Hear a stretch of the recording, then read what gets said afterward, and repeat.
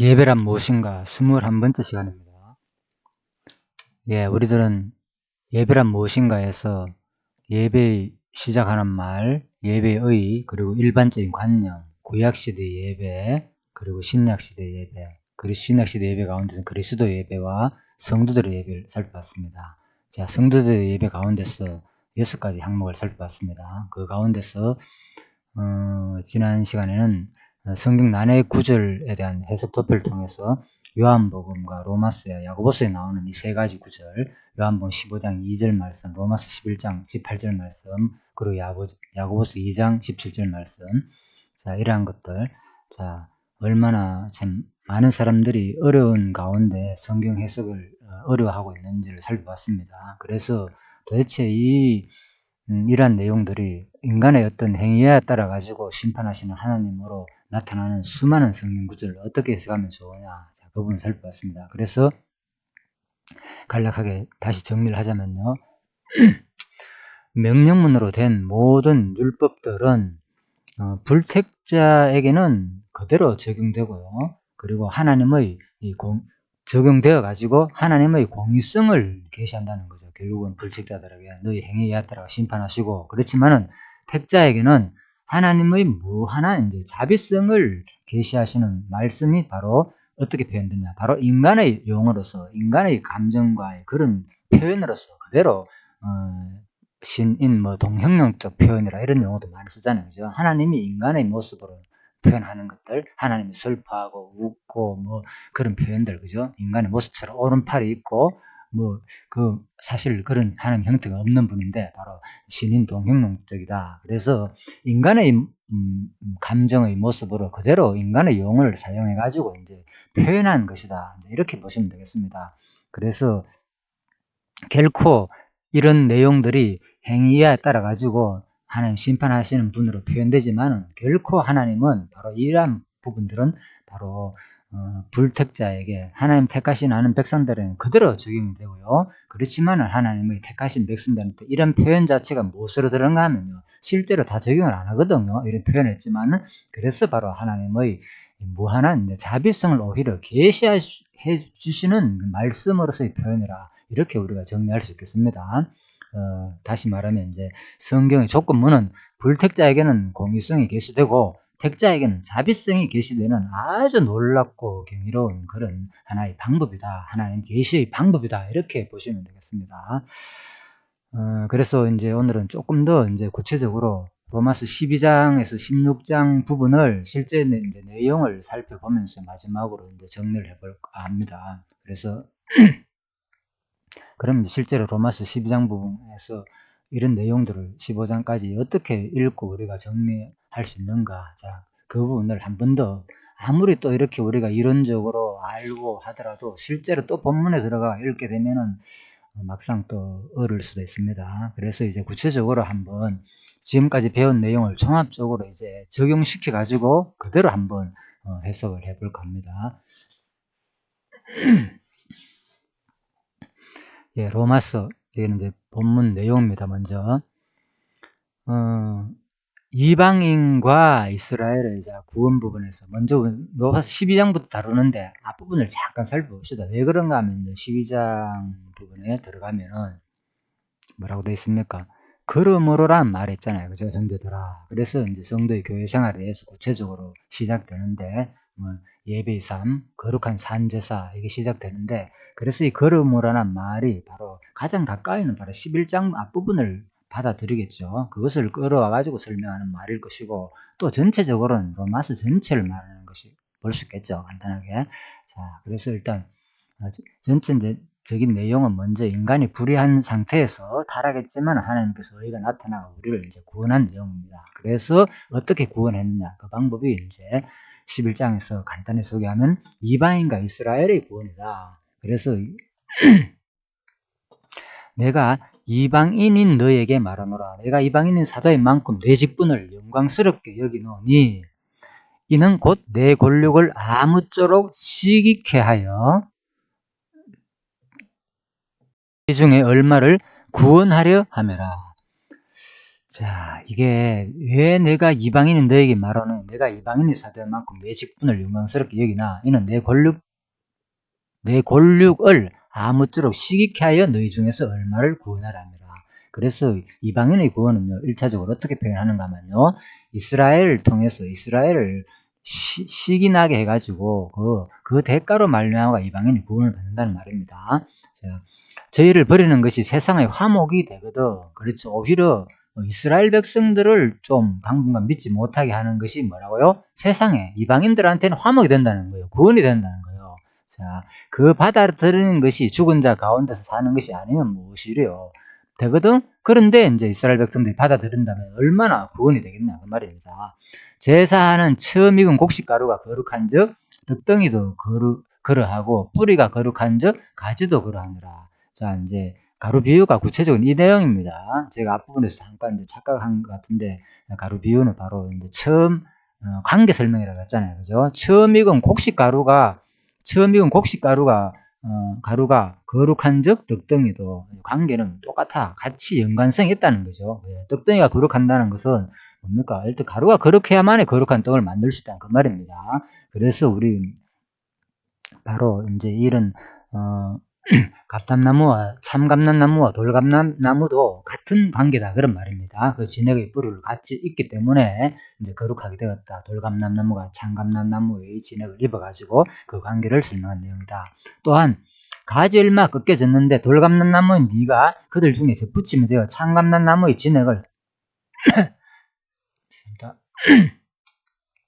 함께 받은 자 되었은즉 그 가지들을 향하여 장하지 말라. 장할지라도 네가 뿌리를 보존하는 것이 아니요 뿌리가 너를 보존하는 것이라. 예, 끊임없이 너는 어디에 속하냐? 근본 너가 아니고 너는 뿌리 돌감람나무 너는 바로 참감나무의 뿌리에 의해 가지고 보존되는 거다. 그걸 지금 설명했습니다. 그러면 네 말이 가지들이 꺾여온 것은 나로 접붙임을 받게 하려 함이라 아니라 옳도다. 저희는 믿지 아니하므로 꺾이고 너는 믿음으로 섰느니라. 높은 마음 품지 말고 도리어 두려워하라. 하나님이 원가지들도 아끼지 아니하였은즉 너도 아끼지 아니하였으리라. 그러므로 하나님의 인자 어미를 보라. 넘어지는 자들에게는 어미가 있으니 너희가 만일 하나님의 인자에 거하면 그 인자가 너에게 있으리라. 그렇지 않으면 너도 지킨 바 되리라. 예. 그 하나님의 인자에 그러므로 하나님의 인자와 어미를 보라. 넘어지는 자들에게는 어미가 있으니 너희가 만일 하나님의 인자에 거하면 그 인자가 너에게 있으리라. 그렇지 않으면 너도 지킴받으리라. 저희도 믿지 아니하는데 거하지 아니하면 접붙임을 얻으리니 이는 저희를 접붙일 능력이 하나님께 있습니다. 네가 원 돌감람나무에서 지킴을 받고 본성을 거스려 좋은 감람나무에 접붙임을 얻었은즉 원가지인 이 사람들이야 얼마나 더 자기 감람나무에 접붙임을 얻으랴. 형제들아 너희가 스스로 지혜 있다 함을 명키 위하여 이 비밀을 너희가 모르기를 내가 원치 아니하니 이 비밀은 이방인의 충만한 수가 들어오기까지 이스라엘의 덜은 완악하게 된 것이라. 자, 스스로 된 것 같죠? 조금 읽어봅시다. 그러므로 온 이스라엘이 구원을 얻으리라 기록된 바 구원자가 시온에서 야곱에서 경건치 않은 자를 돌이키시겠고 내가 저희 죄를 없이 할 때 저희에게 이루실 내 언약이 이것이라 함과 같으니라. 자, 이 구약 언약이 성취된단 말입니다. 그래서 구원자가 시온에서 오사 야곱에서 경건치 않은 것을 돌이키겠고 내가 저희 죄를 없이 하실 때 저에게 이루실 언약이 내 언약이 이것이라 함과 같으니라. 그대로 이제 이방인의 구원이 이루어진단 말입니다. 구약 언약대로 복음으로 하면 저희가 너희를 인하여 원수된 자요 택함으로 하면 조상들을 인하여 사랑을 입은 자라. 하나님의 은사와 부르심에는 후회하심이 없느니라. 너희가 전에 하나님께 순종치 아니하더니 이스라엘에 순종치 아니함으로 이제 긍휼을 입었느니라. 이방인들이요. 그렇죠. 순종치 아니했잖아 원래. 그런데 이스라엘의 순종치 아니함으로 인해 가지고 이제 긍휼을 입은 기회가 됐다는 겁니다. 이와 같이 사람들이 순종치 아니하니 이는 너희에게 베푸시는 긍휼로 이제 저희도 긍휼을 얻게 하려 합니다. 자, 왜 택자 안에 유대인들이 순종치 않게 됐나? 그것은 뭐라고요? 바로 너희에게 베푸는 긍휼로 이제 저희도 긍휼을 얻게 하려 함이라. 그래서 바로 너희 누굽니까? 바로 이방인들 너희한테 베푸는 이런 긍휼처럼 또 누구도 바로 유대인들도 또다시 긍휼을 얻게 하기 위함이라는 거예요. 그래서 이스라엘이 순종치 않은 계기로 누가 이방인이 구원을 얻게 됐고 또 이방인이 다시 순종함으로 말미암아 가지고 다시 한 번 더 또다시 뭡니까? 이제 그 시기를 나게 해가지고 다시 한 번 더 유대인이 또 구원을 얻을 수 있는 그러한 긍휼이 된다는 겁니다. 자, 그래서 11장 32절 하나님이 모든 사람을 순종치 아니하는 가운데 가두어 두심은 모든 사람에게 긍휼을 베풀려 하심이로다. 예, 그래서 여기 이제 결국은 이 모든 사람은 뭐합니까? 누구겠어요? 예, 유대인이나 이방인 다 포함되겠죠. 금방 말씀드린 대로 순종치 않은 가운데 가두심은 이 모든 사람을 바로 이방인이나 유대인들을 하나님께서 긍휼을 베풀게 합니다. 그래서 유대인이 순종치 않은 말미암아서 누가 긍휼을 받았습니까? 이방인이 또 긍휼을 받았고 그 다음에 또 이방인이 또 긍휼을 받음으로 말미암아서 유대인이 다시 시기를 일으켜 가지고 또 순종하는 계기가 된다는 거죠. 그래서 하나님이 모든 사람을 순종치 아니하는 가운데 가두어 두심은 모든 사람에게 긍휼을 베풀려 하십니다. 물론 이 부분은 수석에 되면 자세히 설명하고 있습니다. 이 모든 사람이라는 것은 세상 모든 사람을 말하는 게 아니라 택자 중심으로 유대인이나 이방인을 설명하는 것이다. 이렇게 해석하고 있고요. 11장 33절 깊도다 하나님의 지혜와 지식의 부여하며 그의 판단은 청량치 못할 것이며 그의 길을 찾지 못할 것이로다. 자, 구체적으로 이제 본문 내용을 쭉 읽어보니까 깊도다 이 말이 무슨 말인지 이해가 되시겠죠.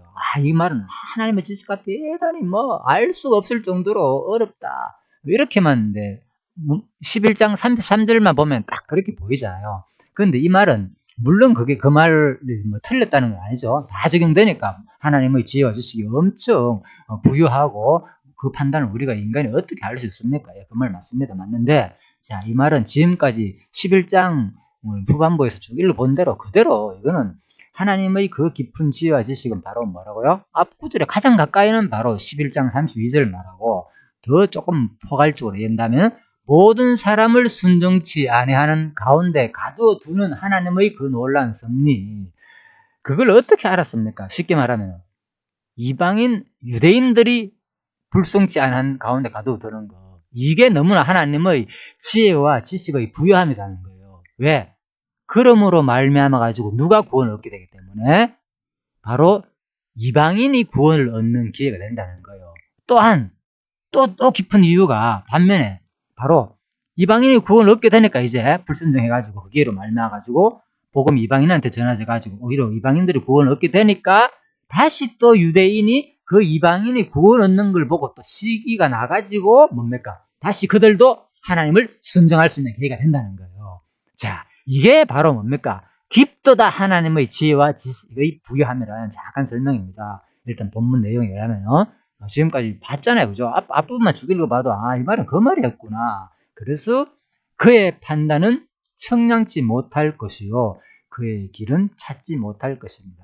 예, 이러한 하나님의 작정과 계획 섭리를 누가 알았습니까?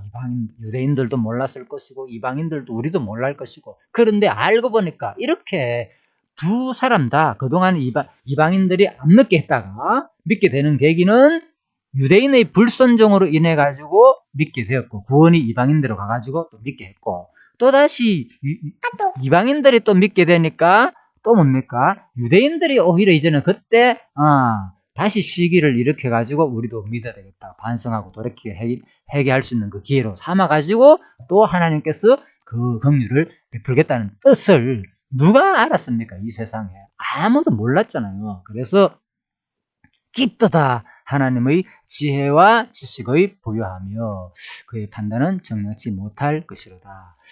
자, 그래서 누가 주의 마음을 알았느냐? 누가 그의 모사가 되었느냐? 누가 주께 먼저 드려서 갚으심을 받겠느냐? 아무도 없다는 거예요. 자, 하나님을 모사가 된 사람도 없고 하나님 이런 것을 알려줘가지고 하나님 이렇게 하십시오 저렇게 하십시오 조언하는 사람 아무도 없다는 거예요. 왜? 모든 것은 오직 누구로 말미암았다. 이는 만물이 주에게서 나오고 주로 말미암고 주에게로 돌아갑니다. 이 모든 과정들은 1차적으로 만물은 전체를 다 파는 건 맞습니다. 그렇지만 가까이는 바로 유대인의 구원과 이방인의 구원에 대한 놀란 하나님의 깊은 지혜와 지식의 부여함 이 자체가 누구로 말미암는 바로 어느 누구 모사나 누가 옆에서 도와주고 갚아줄 사람이 아무도 없다는 거예요. 예?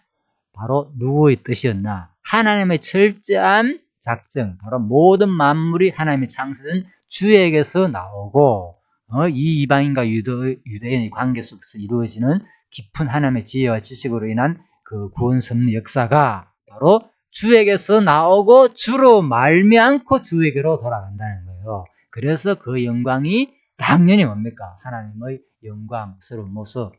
그에게 세세 있을지로다. 너무나 하나님의 놀란 섭리니까 하나님에 대한 영광을 찬양하는 부분이죠. 이제 11장 36절에서 자, 그래서 정확한 이제 우리 본문 내용을 살펴보니까 이렇게 해석이 되는구나를 우리가 살펴봤습니다. 물론 이것은 포괄적으로 많은 사람들이 하나님의 깊은 지식에 대해서 포괄적으로 적용도 하고요. 또 11장 36절은 만물이 주에게서 나오고 주를 말미암고 저도 많이 적용했지만 세상의 모든 원리들, 모든 만물 다 판단다. 이것은 인간의 의지가 있는 것이 아니고 모든 것이 어디에서 나왔다? 주에게서 나왔다. 그리고 주로 말미암는다. 그래서 쉽게 말해가 앞부분에 돌아간다면 바로 하나님이 모든 사람을 순종치 아니하는 데 가둬두는 것은 바로 누구? 1차적으로 누구부터? 유대인 순종치 않은 데 가둬둔 거. 꼭 2차적으로 누구요? 이방인 순종치 않은 데 가둬둔 거. 예, 그거 전부 다 주에게서 나오고 주로 말미암고 주에게 돌아가는 거죠. 예, 그래서 모든 세상에 이루어지는 모든 섭리가 전부 다 하나님에 의해 가지고 하나님으로 말미암고 하나님의 역사 섭리라는 거예요. 그래서 우리는 그 과정 속에 우리는 그냥 포함되어 있는 거예요. 그런데 그 용어는 어떻다고요? 네 행위 이하에 따라 가지고 내가 심판하는 분으로 그냥 인간적인 용어로 표현했다는 뿐이다. 예. 그래서 하나님의 택한 백성은 그죠? 그냥 불택자에게는 공의의 표현으로 그대로 적용시켜 가지고 벌을 내리시고 택한 백성에게는 비록 조건문으로 표현된 그런 말들이 네 행위에 따라 심판하는 것처럼 보였지만은 택한 백성에게는 뭐요? 그것이 오히려 하나님의 자비성이 계시되는 방법으로 드러난다는 거예요. 오히려 그러한 하나님의 심판의 말씀들이 바로 이게 지금까지 우리가 이제 세 가지 말씀을 통하여 그동안은 이 세 가지 요한복음, 로마서, 야고보서를 통하여 이런 어려운 구절들 이게 바로 그 말이구나. 그래서 제가 이제 이 부분을 정리를 했잖아요. 그죠? 명령으로 된 모든 율법들은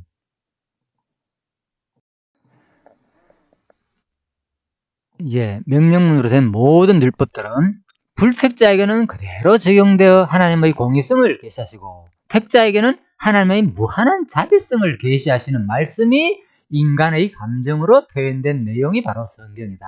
자, 이거 반드시 그러니까 모든 하나님의 이 말씀들을 다시 말하면 성경의 수많은 이런 조건문들은 바로 불택자에는 공의성으로 그대로 하나님 오히려 공의성이 그대로 계시되고 하나님의 주권성 이런 공의성이 확 드러나고 또 택자에게는 자비성이 오히려 그 가운데는 계시되는 놀라운 하나님의 섭리 방법이다. 그래서 성경이 왜 이래 어렵느냐 하지만 그것은 뭡니까? 이 하나님 자기의 존재와 속성을 계시하는 방법의 표현이 바로 우리 인간 행위에 따라 심판하는 분으로 우리 인간적인 방법을 통해 가지고 우리한테 알려준 거예요. 바로 인간적인 용어와 인간적인 감정의 그 관계 속에서 우리들이 일상에서 일어나는 그런 표현들을 그대로 하나님도 우리가 그래야만 우리가 알아듣잖아요. 어떻게 알아들 수 있습니까? 우리 인간의 방법으로. 그죠? 그래서 아담과 하와가 에덴 동산에다가 쫓겨나가지고 그렇게 사는 것이 그죠? 뭐라고요? 바로 예수 그리스도가 하늘에서 이 땅에 오실 내용이다. 우리가 이걸 어떻게 압니까? 이 놀라운 섭리를 바로 아담과 하와를 보니까 아담과 하와가 쫓겨나는 거 보니까 아담 하와가 아버지가 누굽니까? 하나님이잖아요. 그래서 하나님이 바로 자식을 쫓아내는 그런 논리잖아요. 그러니까 우리 일생이 그렇잖아요. 부모가 자식을 쫓아내는 게 아니고 부모가 자식이 이제 자라면은 이제 두 사람이 이제 만약에 자식이 크면은 결혼을 해가지고 집을 떠나야 되잖아요. 떠나가지고 각자의 살림을 차리는 거잖아요. 우리 일상에서 일어나는 우리 생활 문화 속에서 일어나는 그런 모든 삶들이 그죠? 인류의 그 문화의 형상들이 그게 뭐냐 바로 우리가 하나님이 예수님이 높으신 하늘나라에서 이 땅에 온다는 것을 우리가 어떻게 알 수 있습니까? 그러니까 우리의 구약에서의 모습을 통해서 우리의 그런 삶을 아담과 하와가 하나님에서 나가지고 아버지 곁을 떠나가지고 그죠? 생육 번성하는 그 과정이 바로 하나님이 이 땅에 오실 것을 보여준 사건이라는 거예요. 그죠? 그리고 우리 인간이 하나님을 도저히 모르는데 어떻게 하나님이 이 땅에 오는 것을 뭘 통해서 하나님 알려주는데 계시로 야, 내 나중에 틀림없이 내가 인간 세상에 내려가지고 너한테 보여준다. 어떤 방법으로 우리한테 알려주겠습니까? 인류한테. 도대체 어떤 방법으로? 그래서 바로 이것이 바로 하나님이 자기 존재를 알려주는 방법이 먼저 아담을 만들어 놓고 또 하와를 만들고 그래가지고 둘이 있다가 타락해가지고 쫓겨나가지고 생육번성하고 자식하는 그 과정을 통해서 바로 하나님은 자기 존재 자기가 신이 인간한테 내려오는데 어떻게 우리가 그걸 알겠습니까? 어떤 방법으로? 그래서 하나님이 그 모습을 통해서 지금 바로 우리 지금 현재 있는 신약시대 백성들한테 구약 성경을 보면서 하나님이 이렇게 오실 것을 구약에서 모형적으로 보여주시더니 진짜 예수님이 이 땅에 오셨구나 하는 것을 우리가 믿게 되는 거죠. 그죠? 그럼 예수님은 방장 내려온 것만 기록하면 되잖아요. 만대 구약 성경을 다 기록해놨습니까? 그죠? 구약 역사를 수많은 내용들이 신약 보면 훨씬 많은데 그래서 하나님 계시의 방편으로 바로 인간적인 모든 언어와 인간의 삶을 통해서 하나님의 자기 존재를 우리한테 알려준 것이다. 자, 이렇게 이제 보시면 되겠습니다. 그래서 이제는 이 시간은 신령한 예배 생활에 대해서 구체적으로 이제 로마서를 좀 살펴보겠습니다. 자, 11장 부분을 먼저 설명드린 이유를 이제 충분히 이해하시겠죠. 이러한 개념, 이 관점을 로마서 11장 36절의 관점을 확실히 인식하고 난 다음에 이제 12장을 봐야 되고 또 이게 그러므라는 말 한마디를 이해하기 위해서는 바로 11장 본문 이러한 관계였다. 우리의 모든 것들은 어떤 유대인이든 헬라인이든 할 것 없이 자기 스스로 된 것이 아무것도 없다. 전부 다 철저한 하나님의 작정 섭리였고 순종치 않은 가두어 두시는 섭리 역사였다. 불택이고 유대인의 순종치 않음과 또 이방인의 순종치 않은 거 하나님의 뭐라고요? 역사 섭리였다. 순종치 않은 가운데 가두어 두셨다고 분명히 그렇잖아요. 감금하다 가두다는 말은 거죠. 감금하다 감방에 가두어주는 그런 용어에서 나온 말입니다. 그래서 꼼짝 못하게 죄 가운데서 가둬뒀다는 거예요. 죄를 지을 수밖에 없는 환경. 그래서 여기서만 또 학자들은 이것이 뭐 자유의지가 없다고 말하면 안 된다. 그렇다고 해가지고 하나님의 의지로 보면 안 된다. 왜 이렇다면 하나님 책임이 되니까, 그죠? 그래서 이제 하나님 끊임없이 사람들은, 학자들은 이 부분에서, 그러면 하나님이 죄를 짓게 하는 거네. 이러다니까 뭔가 안 맞잖아요. 그러니까, 이거는 인간이 감당할 부분이고 하나님은 죄가 없는 분이다. 이렇게 설명을 하고 있습니다. 끊임없이 그런 관점, 뭐 때문에 그런 일이 일어난다고요? 하나님과 인간과의 관계를 확실히 아직 정립 안 되기 때문에 한마디로 절대 전능자와 무한한 절대 무능자인 피자의 관계가 확실히 정립 안 되기 때문에 그런 반론이 생기는 거예요. 감히 하나님이 뭐 죄를 짓는 분인가? 하나님 죄의 책임이 있는 분인가? 그래서 이 무능자가 개미 같은 존재가 감히 인간한테 그 죄성을 물으려고 하는 그런 아주 참 아주 한마디로 좀 생각이 좀 낮은 부분이다. 이렇게 이해하시면 되겠습니다. 좋은 표현으로. 자, 일단 그렇게 이해하시고요. 그래서 이 성경신학이 바로 하나님의 절대 주권을 하나님이 어떤 분인가를 제대로 안다는 거죠. 참 놀랍죠. 이것을 제대로 인식하지 않는 순간은 안 되면은 거의 이 성경이 해결되지 않습니다. 자, 그런 관점에서 일단 보시고요. 그 다음에 결론적으로 이거는 이제 무엇인가에서 예배란 무엇인가에서 제일 마지막 부분에 나오는 결론 부분입니다. 신약시대의 신령과 진정으로 드려야 할 산제사 곧 영적 예배는 이제 로마서 12장 1절 부분을 하고 있잖아요. 산제사. 이 영적 예배는 성도들이 예수 그리스도의 몸된 지체가 되어 영원한 제사에 동참하여 생활하는 실제적 삶인 것이다. 그래서 마지막 결론은요, 이 산제사 드리라, 영적 예배 드리라 하니까 내가 주체가 되어가지고 뭐 지금까지 설명드렸잖아요. 그거 아니라고. 바로 뭐라고요? 예수 그리스도의 몸된 지체가 되어 그의 영원한 제사에 동참하는 삶이라는 거예요. 우리의 생활은. 자, 그걸 반드시 기억해야 한다. 이걸 철저하게 인식하고 우리가 이제 어디서 가느냐? 12장부터 마지막 16장까지 쭉 읽어가면은, 이게 내가 이렇게 사는 것이 아니고 그리스도가 머리가 되어 가시고 이렇게 드러나는 형태이구나. 우리 이런 삶들은, 예? 그렇게 이제 이해하면 될 겁니다. 자, 이렇게 살 때는 이렇게 살게 해주시는 하나님을 찬양하게 되고, 아직도 그렇게 이렇게 100% 못 살 때는, 하나님께서 육신의 소욕에 버려둬가지고, 분명히 그랬잖아요. 유대인 헬라 버려뒀다고, 저 안에 가둬뒀다고. 가둬둔 이유는 뭐라고요? 바로 하나님의 깊도다. 뭐라고요? 가둬주시면 모든 사람에게 긍휼을 베풀려 하시면이다. 예, 그래서 자, 그 과정 얘기를 보면 되는 겁니다. 이제 우리 실제 삶 내용이니까 이 가정 속에서 그렇게 살 때는 이렇게 하나님의 지체된 머리로 인해 가지고 우리가 이렇게 성도의 거룩한 산제사를 살 때는 하나님을 살게 하신 하나님을 찬양하는 기회로 삼고, 또 그렇게 못 살 때는 뭐라고요? 이렇게 비록 못 살지만은 내가 누구의 지체가 돼가 그리스도의 지체가 돼가 이미 영원한 제사에 동참했구나를 경험하면서 오히려 하나님의 자비성을 경험하는 계기가 된다는 거예요. 무엇이?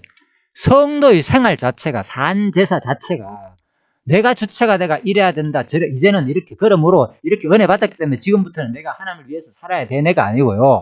그죠? 뭘 살아요? 금방 얘기했잖아요. 인간이 자유의지가 없다고 만물이 주에게서 나오고 주로 말면않고 주에게 돌아가는데 이 만물은 다 포함되잖아요.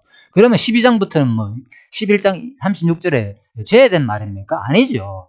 전부 다 12장부터 보면 하라고 명령문으로 돼 있거든요. 이래라 저래라 하는데, 그래서 지금까지 명령문도 살펴보고 다 한 이유가 바로 이 본문을 이렇게 해석하기 위해서, 뭐 이 본문뿐만 아니고 모든 신학의 부분들을 제대로 해석하기 위해서 이렇게 오랜 시간을 통하여서 제가 이렇게 다뤄주는 이유가 바로 여기 있는 겁니다. 그래서 여러분들이 뭐 그 과정 필요 없이 충분히 된다면 굳이 뭐 크게 도움이 안 되겠지만은 당연히 알고 있는 내용이지만, 그죠? 그렇지만 다시 한번 진짜 내가 이 본문을 제대로 인식하고 사는지, 아니면 그냥 머리로서 뭐 하나님 다 하시는 거야, 이거는 그냥 이렇게만 알고 있는지, 구체도 없고 가정 속에서 좀 더 우리가 한번 살펴보자, 그 말입니다. 그래서 자, 12장 1절 그러므로 형제들아, 자, 그러므로 이제 설명됐죠. 그래서 형제들아, 내가 하나님의 모든 자비하심을 너희를 권하노니 너희 몸을 하나님이 기뻐하시는 거룩한 산제사로 드리라. 이는 너희 영적 예배니라. 자, 뭐라고요? 우리 몸을 전부 다 하나님께 드리래. 우리 보고. 자, 산제사로 이제는 너희들 온전히 죽은 데서 일부 갖다 바치는 뭐 재질 때마다 재물을 갖다 바치고, 구약적인 그 차원과는 완전히 다르죠. 차원이 다르죠, 진짜. 왜? 이거는 뭡니까? 이거는 온전히 전체가 뭐라고요? 하나님께 드러난 거예요. 내 산제처럼. 그러니까 너무나 차이 나잖아요. 어렵기도 하고 어떤 의미로서는 절대로 우리들은 그렇게 잘 못 사는데, 그저 시간만 나면 뭡니까? 요즘 가장 많은 사람, 하루에 뭐 사람들이 그 유튜브를 한 서너 시간 평균적으로 뭐 두세 시간인가 우리나라 사람들 본다고 그러는데, 예? 많이 보는 사람 얼마나 많이 보겠습니까? 무슨 놈의 산제사를 드립니까? 거룩한 산제사를. 예? 여유만 되면 어떻게 뭐가 세상에 어떻게 돌아가나 거기만 관심이 있지. 그래서 우리가 얼마나 진짜 하나님 앞에 이 삶 자체가 뭐라고요? 이 영적 예배인데 이렇게 살게 하는 것이 근본 목적이 아니고요. 바로 하나님의 지체된 성도들은 이렇게 하나님의 역사 섭리 가운데서 은사에 따라 분량 따라 살게 하는데, 그것이 살지 못할 경우에 뭐를 발견하겠어? 끊임없이 매 순간 내가 하나님의 자비성으로 존재하는구나. 그것을 발견하는 게 목적이라는 거예요. 자, 그래서 뭐라고요? 드려라. 이는 너희 영적 예배니라. 자, 지금부터 더 하기 전에 다시 한 번 더, 자, 마태복음을 통해서 한 번 더 정리하겠습니다. 마태복음 5장 38에서 41절. 눈은 눈, 이는 이로 갚아라고 명한 율례에 대한 말씀이다. 자, 구약의 말씀을 그대로 가르치죠. 똑같이 예수님께서. 이는 새 언약의 중보이신. 근데 이렇게 가르치면 실질적으로 예수님은 덧붙여가지고 4명까지 가르치잖아요. 그죠? 예. 율법은 이래 말했죠. 나는 너에게 말하노 하면서, 그죠? 마음만 품어 하면서 더 강화시키잖아요. 자, 어쨌든 간에 구약 율법을 그대로 가르치는데, 이는 새 언약의 중보이신 예수 그리스도께서 자신이 가르치신 대로 행하실 새 언약의 계명이다. 곧 행한 대로 갚음을 당해야 할 택한 백성의 죄가를 새 언약의 중보이신 예수 그리스도께서 대신 담당하여 새 언약의 계명을 준행하실 것을 예언적으로 가르치신 것이다. 제가 말씀드렸죠, 이 부분들. 예. 예수님이 가르치는 이 말씀 누가 성취할 내용이고, 예수님 본인 자신이 예수 그리스도께서 대신 담당하여 새 언약의 계명을 준행하실 것을 예언적으로 가르치신 것이라는 거예요. 그렇다면 뭡니까? 신약의 말씀도 당연하게 어때 구약만 뭐 예수님이 본인이 모든 성취할 내용이고, 그러면 신약은 우리가 성취할 내용이겠습니까? 아니겠죠. 신약은 누가 보내신 성령께서, 예수님 똑같이 말했잖아요. 이제는 성령 그가 오면 너희를 가르치고 생각나게 한다고. 그래서 성령께서 가르치고 실질적으로 지체된 우리는 뭡니까? 그리스도의 성령의 지체가 돼가지고 바로 예수 그리스도의 머리 대신 교회의 지체가 돼가지고 그리스도께서 바로 성령께서 우리를 그대로 살게 한다는 거예요. 예언적으로 가르치고 수행할 내용이다. 그래서 지금부터 나오는 이 말씀들은 표현은 전부 다 너희가 해야 된다고 그랬지만은 뭐라고요? 근본은 바로 로마서 11장 16절에 드러났잖아요, 제가. 그래서 바로 모든 것이 우리 의지로 되는 것이 아니고 만물이 주에게서 나오고 주로 말미암고 주에게로 돌아갑니다.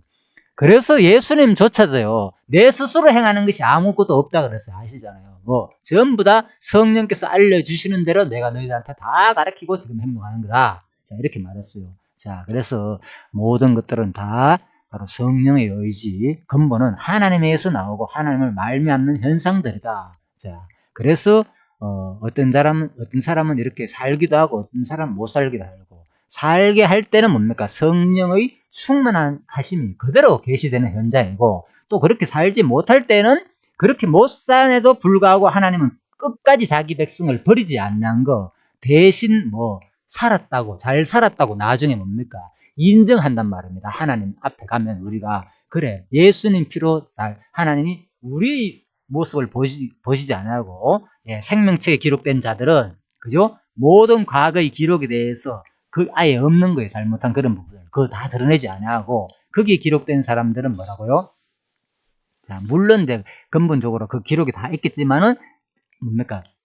택자는 생명책에 기록된 사람들은 누가 나서는가 하면 바로 예수님께서 그 의의 옷을 딱 입혀가지고 판단할 때, 이 사람은 깨끗하네. 이렇게 돼가지고 우리를 이제 영원한 구원의 길로 하늘나라에 가게 한다는 겁니다. 그래서 바로 그렇지만 불택자들은 그대로 그 죄상대로 심판할 것이고, 바로 택자들은 비록 이 세상에 수많은 못지않은 모든 그런 똑같이 불신자처럼 우리들이 육체의 소욕에 이끌려 살지라도 바로 예수의 피로 말미암아서 깨끗함, 그 의의 세마포를 입은 그 모습만 본다는 거예요. 그래서 바로 우리가 이 부분은 이 땅에 살면서 일어나는 모든 이 현상들은 이렇게 살아라, 이렇게 못 살면은 뭐 한다고요? 로마서에서 당장 이제 너희들 잘라버린다, 이런 말들, 요한복음이나 로마서 11장에 나오는 이런 부분들이 바로 뭐라고요?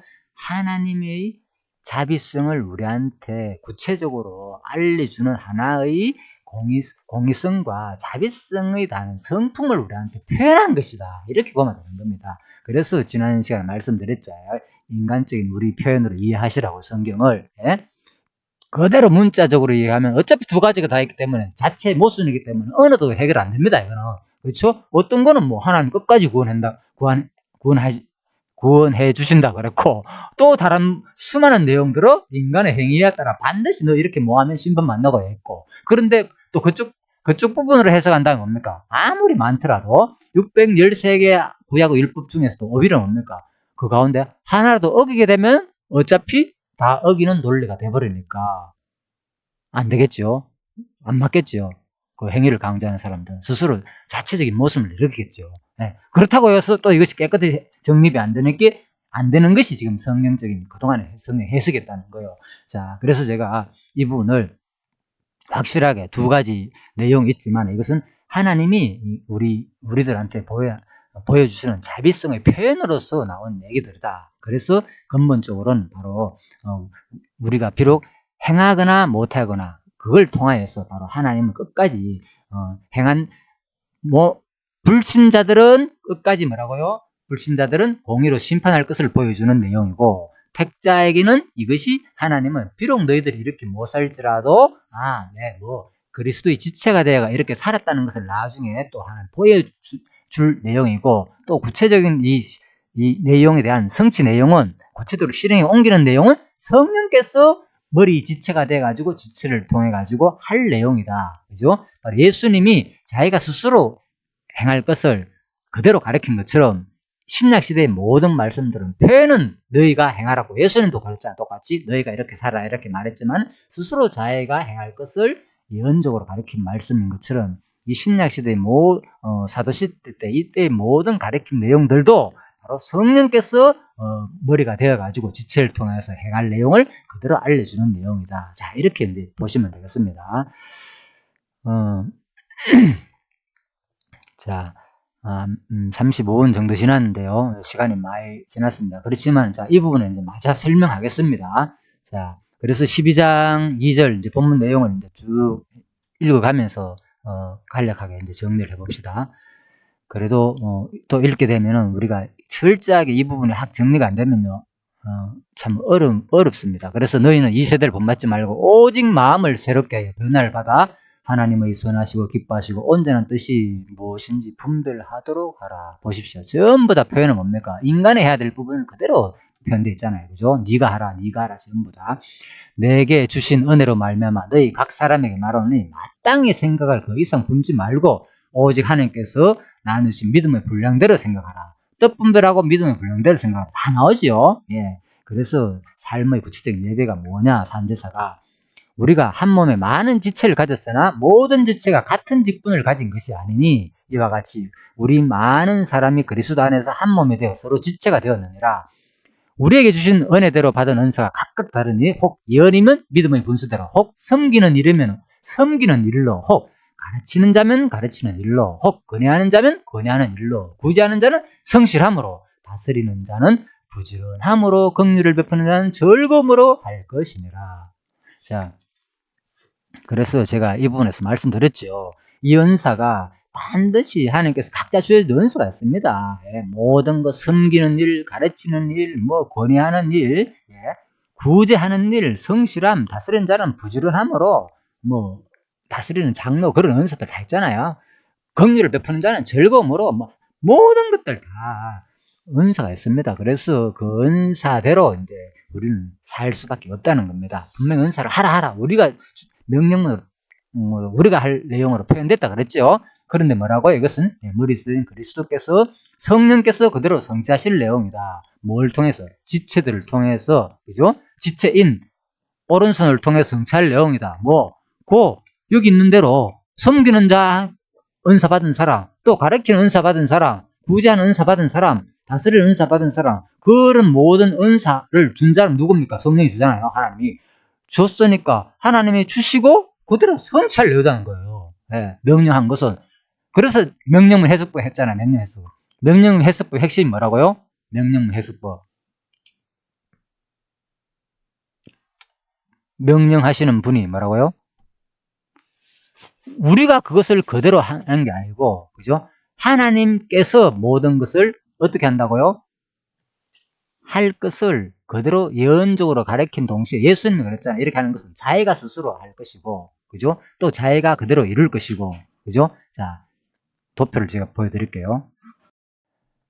하나님이 전부 다 명령문 해석법을 샀습니다. 자, 하나님이 언약하시고 이런 것은 인간 스스로 관계 속에서 되는 것지만 실질적으로 뭐라고요? 구약의 용어가 왜? 절대자와 상대자의 관계 속에서 나온 용어들이기 때문에 전부 다 하나님이 하는 걸로 이해해야 된다. 명령문들은. 그렇죠? 그래서 하나님의 단독적인 처의 결과로 이해하고, 다시 말하면 인간이 주권자이신 하나님의 일반적인 명령이나 선언으로 성립된다는 것이다. 그래서 그 언약의 방법이 뭐라고요?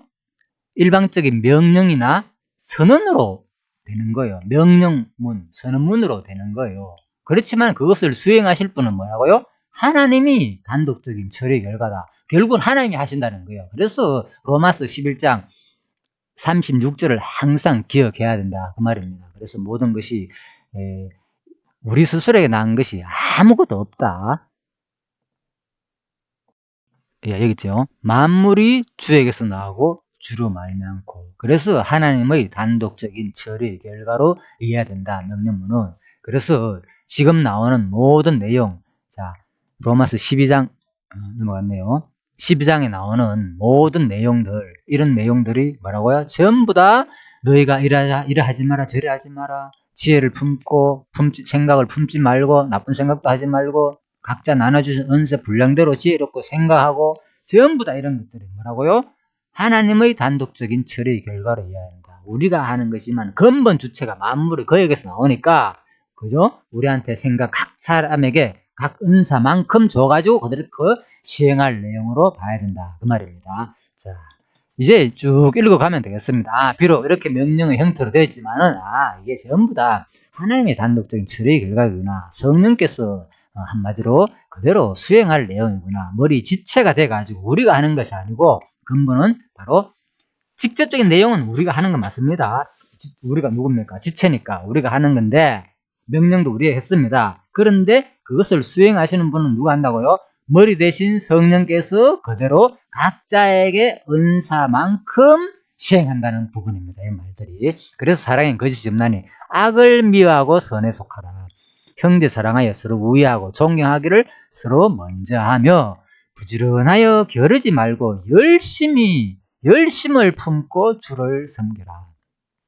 자, 그래서 제가 이런 걸 볼 때 이 모든 말을 각 지체, 저한테 뭐 손이 있고 팔이 있고 다리가 있고 오른팔 왼팔 힘이 센 오른손이 힘세고 왼손은 좀 약하고 오른다리도 마찬가지로 모든 것들 힘센 게 있고 약한 거 있고 손가락 가운데서도 그죠? 엄지가 있고 뭐 검지가 있고 뭐 약지가 있고 다 각자가 다르잖아요.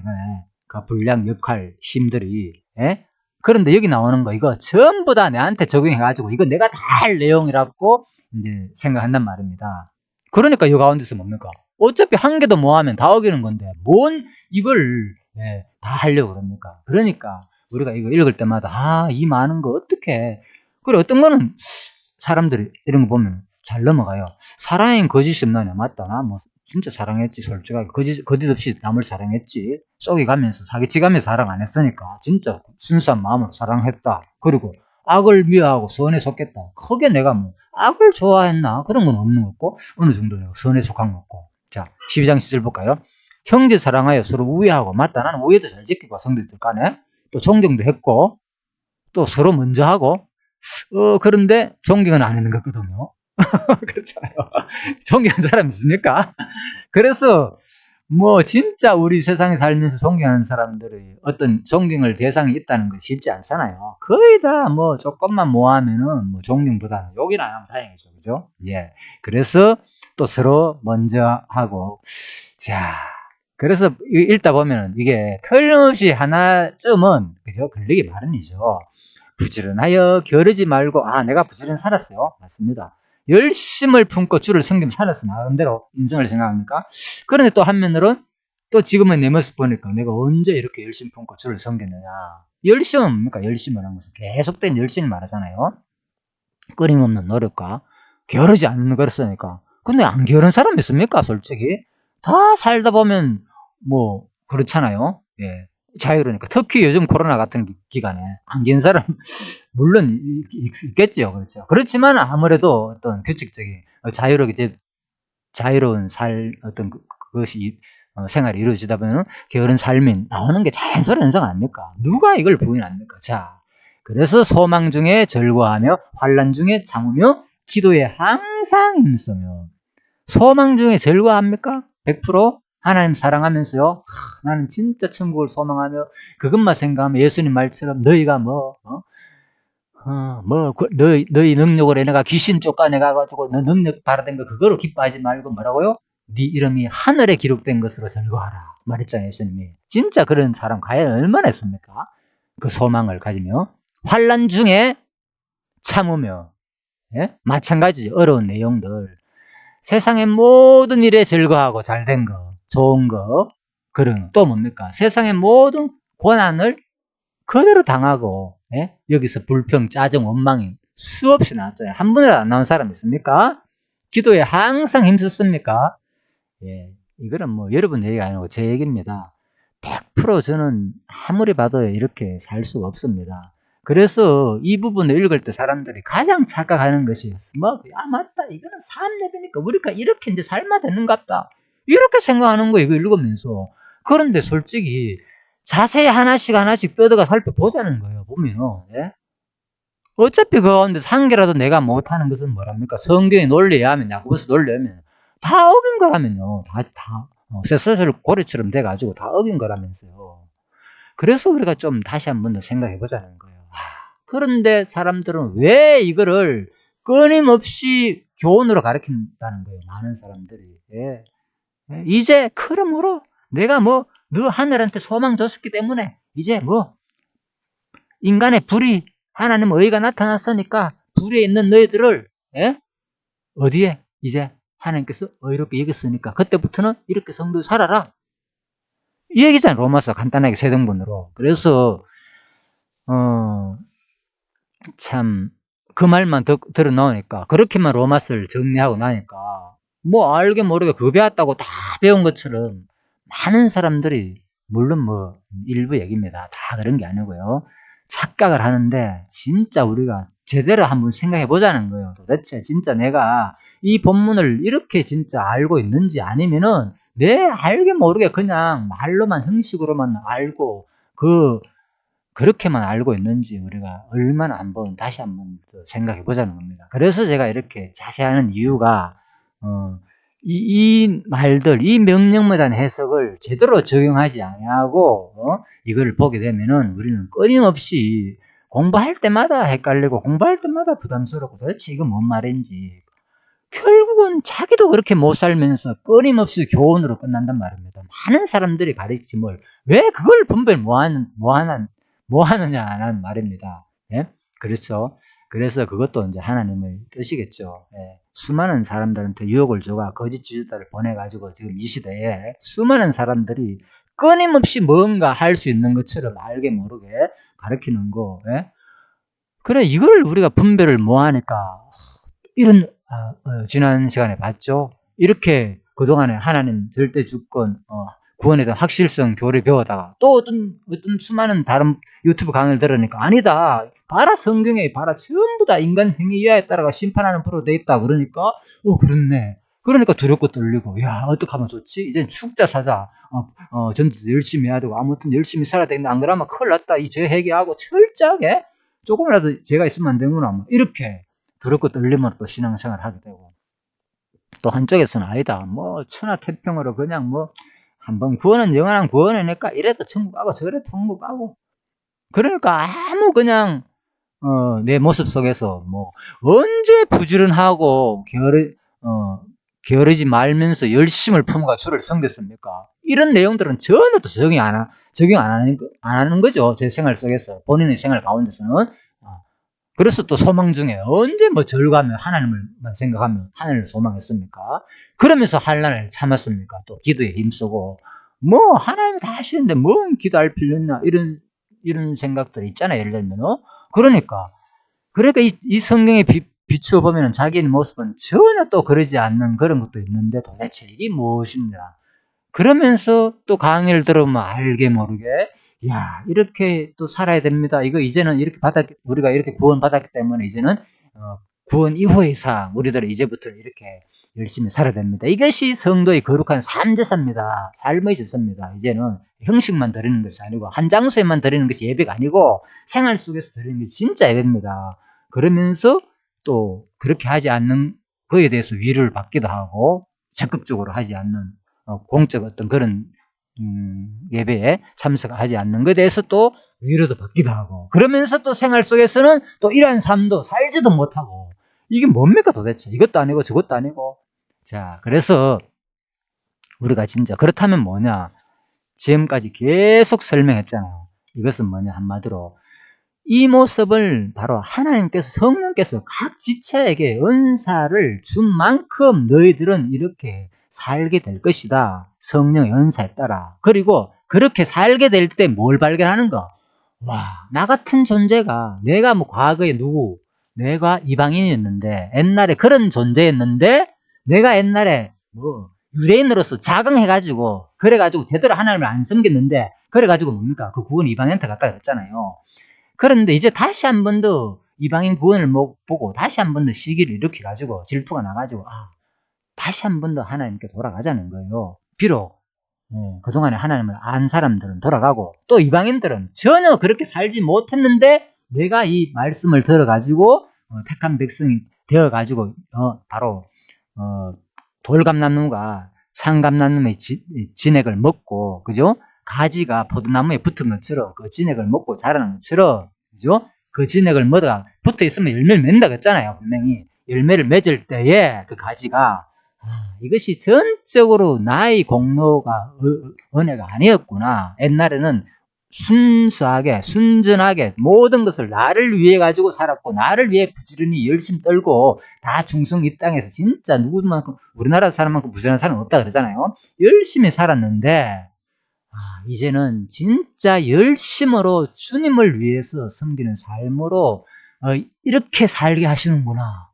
이방인이 그걸 보라는 거예요. 그거를 누가 바로 성령께서 그렇게 살게 하실 때 그렇게 보고 또 비록 이 가운데서 100% 없다 그랬잖아. 아무도 죄를 요한 1서 얘기했잖아요. 죄 없다고 하는 자는 그죠? 그리스도에서 떠난 자라. 네, 그것은 진짜 하나님을 모르는 자다고 말씀드렸잖아요. 그래서 누구나 우리는 다 죄가 있단 말입니다. 아무리 이렇게 할지라도 이 가운데서 100% 지킬 사람은 없고 그럴지라도 바로 하나님이 왜 이렇게 명령하고 했는데 안 하면은 끊어버린다 자른다 이렇게 한 이유가 그럴지라도 택한 백성한테 뭐라고요?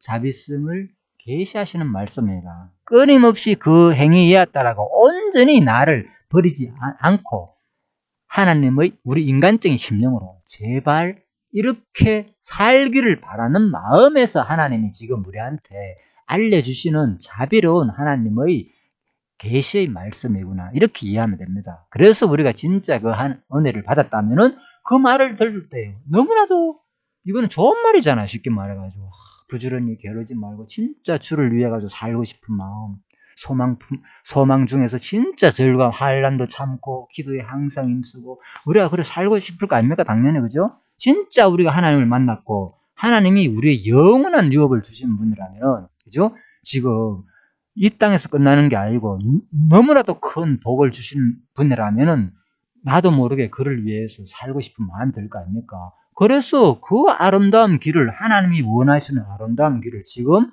이 로마서 말씀을 통해요. 우리가 옛날에 불의한 우리들을 하나님께서 어이가 나타나 우리를 이렇게 구원했으니까 너희는 이제 앞으로 이렇게 거룩한 성도의 삶을 살아라. 이것이 하나님이 원하는 삶의 모습이다. 알려주니까 당연히 지금 오늘 이 순간 이 공부를 통하여 이 말씀을 성경에 기록된 이 말씀을 통하여 그렇게 인식될 때에 그렇게 그냥 받아들이고 살면 되는 거예요. 그냥 살고 싶은 만큼 그게 뭡니까? 하나님이 주신 각자에게 주신 은사인 동시에 은혜단 말입니다. 그렇지만 또 뭡니까? 이미 하나님은 바로 작정으로 돌아가면 어디요? 미리 상수되는 다 각자의 은사를 정해놨다는 거예요. 그 은사대로 살 수밖에 없다는 거예요. 그것은 나중에 판단하고 생각하고 지금 이 순간에는 이 말을 들을 때는 내 모습이 뭡니까? 지금 그대로 이렇게 살으라고 우리한테 교훈해주고 있잖아, 지금. 끊임없이.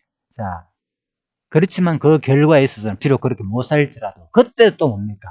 하나님은 끊임없이 나에게 이 내 모습을 보시지 아니하시고, 비록 이렇게 말씀했는데도 불구하고, 내가 그래 못 사는데도 불구하고, 이 내 모습을 보지 아니하시고, 누가?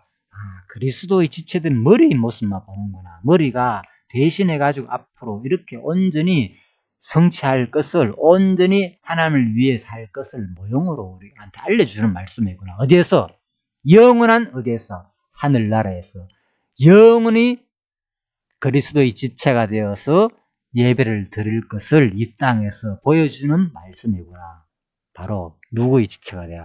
그리스도의 지체가 되어 함께 영원한 제사에 동참할 것을 보여주시는 말씀이구나. 이 말씀들이. 그렇게 이해하시면 되겠습니다. 이미 결론에서 말씀드렸잖아요.